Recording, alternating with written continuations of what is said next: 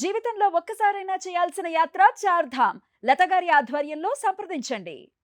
హైదరాబాదు, చెన్నై, బెంగళూరు లాంటి మెట్రో నగరాలతో పోటీ పడే పరిస్థితి మనకు కూడా ఒక గ్రోత్ ఇంజిన్ ఉండాలని ఆరాటంతో రాష్ట్రంలో ఉన్న అతిపెద్ద సిటీ విశాఖపట్నంకు అలాంటి అవకాశాలు ఉన్నాయి అని చెప్పి దాన్ని ఎగ్జిక్యూటివ్ క్యాపిటల్గా చేశాం. శ్రీబాగ్ ఒడంబడిక మెడ్రాస్ ప్రెసిడెన్సీ నుంచి కొన్ని సంవత్సరాలు కొద్ది రోజుల పాటు కర్నూలు రాజధానిగా ఉండేది.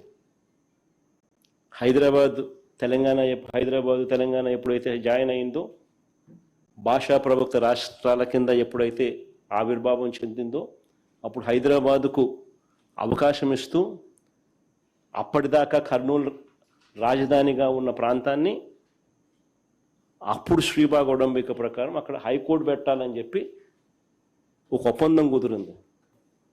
అమరావతిని శాసన రాజధానిగా కొనసాగించాలని చెప్పి కూడా నిర్ణయించాం. తీసేయాలనుకోలేదు, ఎప్పుడు కూడా సాధ్యం కాదు. కాబట్టే మోస్ట్ ప్రాక్టికల్ సొల్యూషన్ తీసుకొచ్చినాం. మా ఆలోచనలలో ఎక్కడా కూడా అమరావతిని నిర్లక్ష్యం చేయలేదు. ఈ ప్రాంతంలో 5 ఏళ్ల పాటు రైతులు కౌలును పెంచినాం. రాజధానిలో ఇచ్చే పెన్షన్లు 5,000కు కూడా మేము తీసుకుపోయినాం.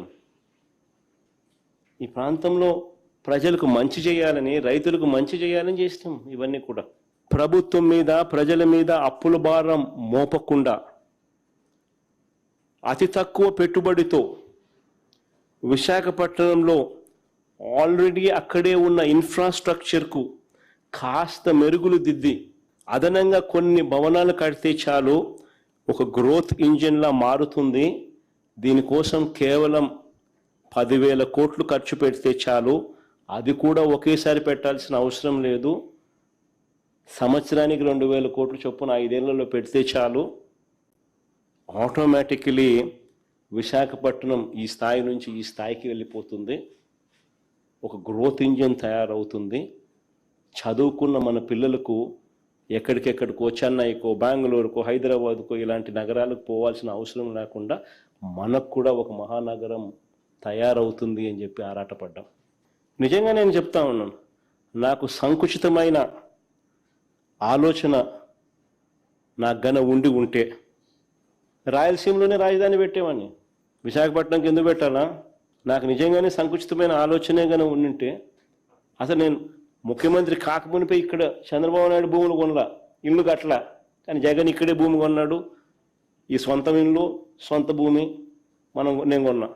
నాకే నిజంగా సంకుచితమైన ఆలోచనే ఉండింటే అమరావతిని లెజిస్లేటివ్ క్యాపిటల్గా ఎందుకు చేస్తాను? చేయాల్సిన అవసరం ఏముంది? అటువైపున హైదరాబాద్ పెరుగుతూ ఉంటుంది, అటువైపున బెంగళూరు పెరుగుతూ ఉంటుంది, అటువైపున చెన్నై పెరుగుతూ ఉంటుంది. కానీ మన రాష్ట్రం మాత్రం ఫ్యూచర్లో కూడా పెరగనివ్వకుండా చంద్రబాబు నాయుడు రాష్ట్రం మీద కుట్ర చేస్తూ ఉన్నాడు తన స్కాముల కోసం. నేను చంద్రబాబు నాయుడు గారికి చెప్తా ఉన్నా, సరే మేము ప్రాక్టికల్గా చేసిన ఆలోచన మీకు నచ్చలా, ఓకే ఫైన్. మేము చాలా ప్రాక్టికల్గా ప్రజల బాగోగుల కోసం, రాష్ట్రానికి మంచి కోసం మేము చేసిన ఆలోచనలు మీకు నచ్చలా. పోనీ మేము ప్లాన్ బి ఇచ్చినాం, నేను చేసిన ప్లాన్ ఏ మీకు నచ్చలా. పోనీ ప్లాన్ బి మేము మీకు ఇచ్చాం కదా, ప్లాన్ బి కింద మేము చెప్పిన ప్లాన్ గురించి ఆలోచించారా? అది లేదు. మచిలీపట్నం టు విజయవాడ 70 కిలోమీటర్లు, విజయవాడ టు గుంటూరు మరో 40 కిలోమీటర్లు. మచిలీపట్నంలో మేము కడతా ఉన్న పోర్టు, మా హయాంలో పోర్టుకు శ్రీకారం చుట్టాం,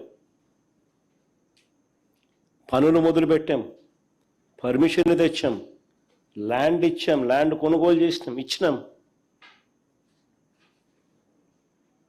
ఫైనాన్షియల్ క్లోజర్ కంప్లీట్ చేసినాం. ఎవరితో ప్రమేయం లేకుండా దానికి డబ్బులు వచ్చేట్టుగా ఏర్పాట్లు చేశాం. ఈరోజు చెన్నై అనేది పోర్ట్ సిటీ, బాంబే అనేది ఈరోజు పోర్ట్ సిటీ. ప్లాన్ బి కింద మేము చెప్పినాం, మచిలీపట్నం టు విజయవాడ 70 కిలోమీటర్లు, విజయవాడ టు గుంటూరు మరో 40 కిలోమీటర్లు, మొత్తం ఈ 110 కిలోమీటర్లు నేషనల్ హైవే రోడ్డు ఉంది. ఈ నేషనల్ హైవేకు కాస్త అటు ఇటుగా ఈ మొత్తం క్యాపిటల్ ఏరియా కింద డిక్లేర్ చేయండి. మచిలీపట్నం నుంచి ఎంఏ తీసుకోండి, విజయవాడ నుంచి విఐ తీసుకోండి, గుంటూరు నుంచి జియుఎన్ తీసుకోండి, మావి గన్ అని పేరు పెట్టండి. మచిలీపట్నం, విజయవాడ, గుంటూరు, మావి గన్. సరే, గన్ అంటే బాగుండదు నీకు, అది జగన్ అనేది గుర్తుకొస్తుంది లేననుకుంటే సరే వేరే పేరు పెట్టండి. కనీసము ప్లాన్ బి అన్న కనీసం పిక్చర్లోకి వస్తే అట్లీస్ట్ నువ్వు పెట్టే 2 లక్షల కోట్ల రూపాయలు ఈ రాజధాని ప్రాంతంలో అది అయ్యేది కాదు, సచ్చేది కాదు. ఆ 2 లక్షల కోట్లలో 10% పెడితే చాలు. ఈ మచిలీపట్నంకు, ఈ విజయవాడకు, ఈ గుంటూరు మధ్య కనెక్టివిటీ కోసం, రింగ్ రోడ్లు, ఇతరాతర పనుల కోసం, ఇతర మౌలిక సదుపాయాలు, చిన్న చిన్న మౌలిక సదుపాయాల కోసం 10% పెడితే చాలు. ఈ మావి గన్, ఈ క్యాపిటల్ ప్రాంతం ఫ్యూచర్లో ఎకనామిక్ ఇంజిన్ అవుతుంది. మాకు ఏ ప్రాంతం అన్నా కూడా వ్యతిరేకత లేదని మరొకసారి మళ్ళీ చెప్తా ఉన్నా నేను.